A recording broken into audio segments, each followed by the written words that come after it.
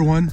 It's the morning after the sledding run, and after the sledding run I went to a bed and breakfast and then to a local music venue and saw a great band last night.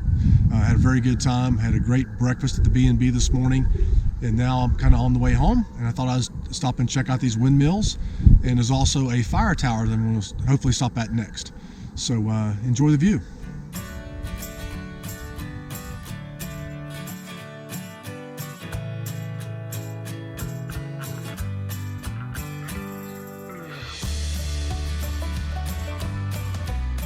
This is the Olsen Fire Tower.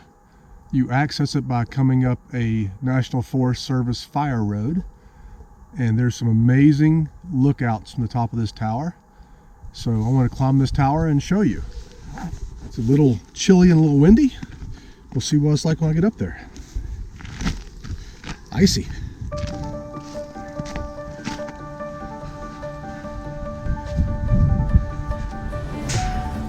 You can already start to see the views. It's definitely getting windy up here. As far as you can go.